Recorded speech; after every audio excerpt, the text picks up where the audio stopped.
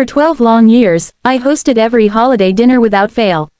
I cooked every dish from scratch: turkey, ham, pies, sides, appetizers, everything. My kitchen became a battlefield of pots, spices, and timers, but I loved it because it brought my family together. Even when I was exhausted, even when money was tight, even when my daughter was having a hard sensory day, I pushed through. I thought the effort meant something. I thought it showed my family how much I valued them. I thought they cared. I was wrong. My daughter, Emily, is autistic. She is gentle, funny, intelligent, and kind. She sometimes flaps her hands when excited, sometimes gets overwhelmed by loud noises, and sometimes needs breaks in a quiet room. She isn't disruptive, she isn't dangerous, and she certainly isn't a burden. She is my child, my whole world. Over the years, my family pretended to accept her, but deep down, I knew some of them didn't understand her. They tolerated her the same way someone might tolerate a neighbor's barking dog, patient enough, but not loving, not welcoming. I ignored the subtle comments. I ignored the glances. I ignored the moments when conversations would abruptly stop when she appeared.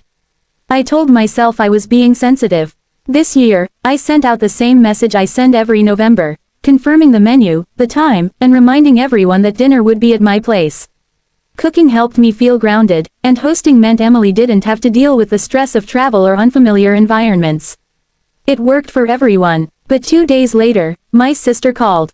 I thought she wanted to ask about bringing dessert or helping set up. Instead, her voice was cold, rehearsed. She said, "We were talking, and we think it might be better if Emily stays home this year. Holidays are stressful enough." I felt my stomach drop. For a moment, I couldn't form a sentence. I asked, "What do you mean, we? And why would she stay home? This is her home." She sighed like I was being unreasonable. "Look, she gets overwhelmed. She has her little episodes. The kids don't know how to react, and honestly, it makes things complicated. We want a calm, normal holiday." I've heard many awful things in my life, but hearing my family refer to my daughter, my sweet girl, as a complication shattered something inside me. I asked if everyone agreed with this, and she confirmed it: my parents, my brother, my cousins. Apparently, they had all decided this together but chose her to be the messenger. I asked her, "Do you think I'm going to celebrate a holiday without my child?" She responded with the most infuriating sentence I've ever heard: "Well, we thought you could still host. Just, without her." They wanted me to cook. They wanted to come to my house. They wanted the same food, the same comfort, the same hospitality I had been giving them for 12 years, but they didn't want my daughter, the person I protect and love more than anything on earth. They truly believed I would choose them over her. And that told me everything I ever needed to know. I told her the holiday dinner was cancelled. She didn't understand at first. She thought I was bluffing. She said, "You can't just cancel. Everyone's counting on you." Hearing that made me realize how selfish they all had been. They never thanked me. They never offered to host. They never offered help. They treated me like the family cook, nothing more. I calmly said, "If my daughter isn't welcome, none of you are. Find somewhere else to eat." And I hung up. Immediately, messages started exploding on my phone. My mother insisted I was being dramatic. My brother accused me of ruining the holiday. My aunt said Emily should learn to behave. My father, the one person I thought would defend me, sent a message saying, "It's just one day, let her stay home." That was when I knew none of them understood anything about my life, my child, or my heart. I blocked every one of them for the rest of the day. Emily noticed I was upset and came to give me a hug. She asked if she did something wrong. Hearing that little voice asking that question nearly broke me. I scooped her into my arms and told her she did nothing wrong, that some people simply don't understand differences, and that wasn't her fault. She believed me. I wish my family understood as clearly as she did. That evening, instead of cooking for a crowd that never appreciated me, I ordered pizza. Emily and I watched her favorite animated movie, wrapped in blankets, laughing and eating without judgment or stress. And as I watched her smile, I realized it was the most peaceful holiday I'd had in over a decade. The next morning, my sister tried calling again, pretending to compromise. Maybe she can stay in her room most of the time. That was the moment I decided I was done for good. I told her we would not be attending future holiday gatherings, and I wouldn't be hosting ever again. If they couldn't accept Emily as she was, they didn't deserve either of us. For 12 years, I gave everything. This year, for the first time, I gave them nothing, and gained everything that truly mattered. For 12 years, every holiday in my family looked the same. Everyone gathered at my house, everyone ate the food I spent 2 days preparing, and everyone left with full stomachs and not a single dish washed. I used to think it was love. I used to think they appreciated me. I used to think I was the glue holding our family together. But everything changed the moment they told me my daughter wasn't welcome anymore. That was the moment I realized I had been nothing but a convenient host, a silent chef, a free service they took for granted. My daughter, Lily, is autistic. She is 8 years old and one of the kindest souls I've ever known. She loves coloring, snow globes, soft blankets, and asking questions that make adults stop and actually think. She is not loud, she is not destructive, and she is not dangerous. She simply experiences the world differently. Sometimes she needs her noise-canceling headphones. Sometimes she gets overwhelmed if people talk over each other. But she always tries her best, and she always apologizes even when she doesn't need to. She is the purest part of my life. A week before Thanksgiving, I sent out the same message I always send: dinner at my place. Bring yourselves, I'll handle the rest. Immediately the replies came in: great. Can't wait. Looking forward, like I was some kind of restaurant confirming reservations. 2 days later, my mother called. Her tone was the kind she used when she wanted to sound calm but was really irritated. She started with, "Honey, we've been talking," and I already felt a knot forming in my stomach because nothing good ever follows those words. She said they'd had a family discussion, and decided that maybe this year, it would be better if Lily didn't attend. Not just for Thanksgiving, she said holidays, plural. As in, all of them. My voice cracked when I asked, why wouldn't she come? What happened? She said Lily made people uncomfortable, sometimes. She brought up things like Lily humming when she's nervous, or asking people the same question twice, or needing breaks in a quiet room. She framed it like it was all so harmless, but the message was clear: my daughter wasn't normal enough for their holiday table. Then she said the sentence that will stay with me forever: we just want a peaceful, traditional holiday this year. As if my daughter's existence disrupted the peace. As if she was a mistake they had politely tolerated until now. As if she was an inconvenience rather than a child. I asked her who we meant. She tried to dodge the question, but eventually admitted it was everyone: my brother, my sister, my aunts, even my dad. My whole family had agreed that my child should be excluded, and not one of them had the courage or decency to talk to me directly. They sent my mother like a spokesperson delivering a disappointing policy update. I asked her if they expected me to come without Lily. She hesitated and then said, we thought she could stay home with a sitter. You could still come and host. Everyone loves your cooking. That was when something inside me flipped. They still wanted the food. They still wanted the comfort of my home. They still wanted the tradition I had built for them. They just didn't want my daughter. It was like they were carving her out of my life so they could enjoy the parts that benefited them. I told my mother that if Lily wasn't welcome, then neither was I, and that dinner was cancelled. She acted like I'd thrown a grenade into the holiday.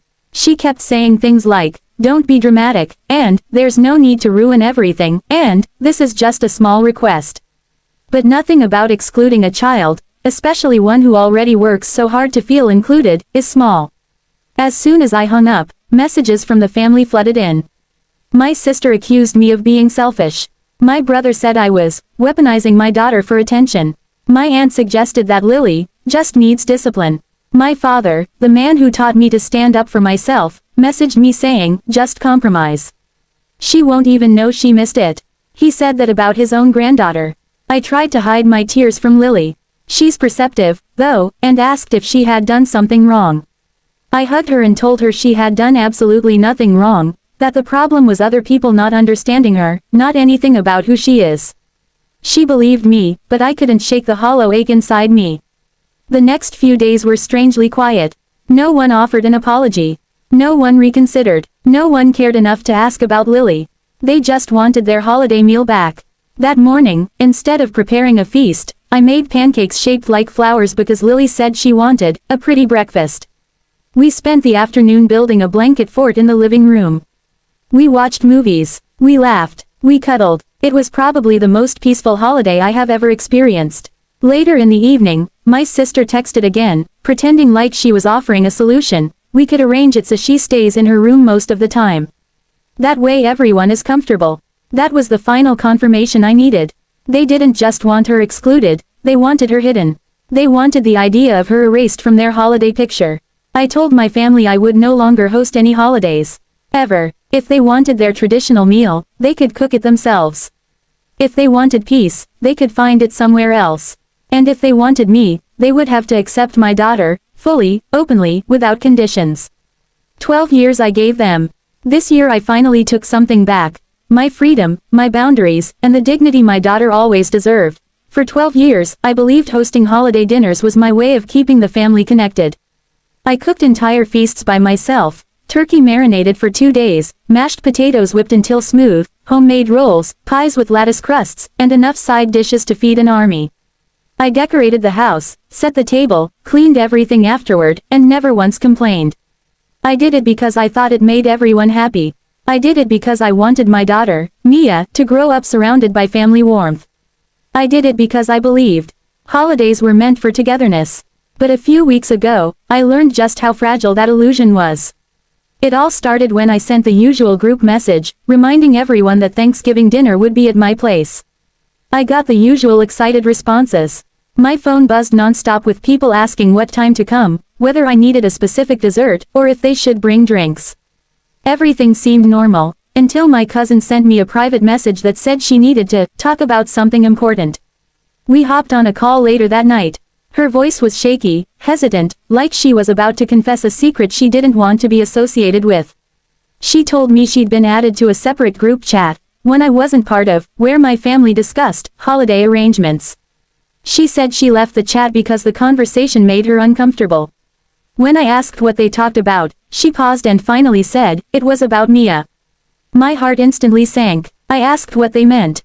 She told me that several relatives, my aunt, my brother, my parents, and even my sister, were talking about how difficult it was to relax during the holidays because of Mia's autism.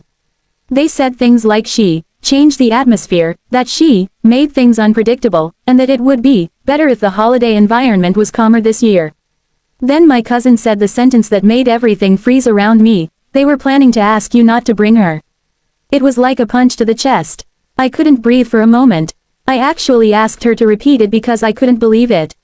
My family, people who had eaten at my table for over a decade, wanted me to attend without my own child. They wanted the food, the comfort, the tradition, but not the girl who inspired me to host in the first place. They wanted me, but only the version that didn't include my daughter. I asked my cousin who said what. She reluctantly told me that my mother had said Mia was too sensitive and made people walk on eggshells. My sister said Mia's stimming made the kids stare. My brother said he wanted a normal holiday for once. Even my father, the quiet one, the one I thought understood, said maybe Mia needed a break from crowded events, as if they were doing her a favor. I thanked my cousin for telling me. She apologized over and over. I told her she did nothing wrong. The wrongness came from the people who thought excluding a child was acceptable. The next morning, I waited for someone, anyone, from that secret group chat to say something to me. But no one did. Not a single call, not a single message. They expected to corner me later, maybe after I had cooked everything. They probably thought the timing would pressure me to agree. They wanted me trapped, so I took control. I wrote a message in the family group chat, thank you for the holiday RSVPs. Before we finalize, I need to know something. Are any of you uncomfortable with Mia attending? Please answer honestly right now. The chat went silent for 10 minutes. Then the truth trickled out in fragments. My sister typed first, we just want a calm holiday. My aunt added, she gets overwhelmed too easily. Then my mother wrote, we were going to talk to you, but we didn't want to upset you. Upset me? They planned to uninvite my daughter from her own home and thought I wouldn't be upset. That was the moment the 12 years of cooking, cleaning, hosting, and smiling despite exhaustion suddenly looked different. What I thought was love was actually convenience. What I thought was family was actually entitlement. I responded with one message, the holiday dinner is cancelled. If my daughter isn't good enough for your table, neither am I. Instant fireworks, messages exploding with guilt, trips, accusations, fake apologies, and claims that I was overreacting. My mother said I was destroying a tradition. My brother said it was just one small boundary. My sister said I shouldn't let emotions take over. My father said I was being dramatic. Not one of them apologized to Mia. Not one of them acknowledged the cruelty of their request. Not one of them cared about the damage they caused. I blocked them all. When Thanksgiving came, it was the first quiet holiday I had experienced in years. I didn't wake up at 6 a.m. to mash potatoes or prep stuffing. Instead, I made simple pancakes and hot chocolate. Mia and I watched her favorite cartoon, built a Lego castle, and spent the day wrapped in soft blankets. She laughed freely. She hummed her favorite songs. She didn't feel judged. She didn't feel like a burden. She just felt safe. At one point, she looked at me and said, "I love holidays with just you. It feels happy." And that was when I knew I made the right choice. I didn't lose a family, I uncovered the truth about them. I didn't break a tradition, I broke a cycle of disrespect. By protecting my daughter, I protected myself too. This year, for the first time in 12 years, the holiday actually felt like a holiday.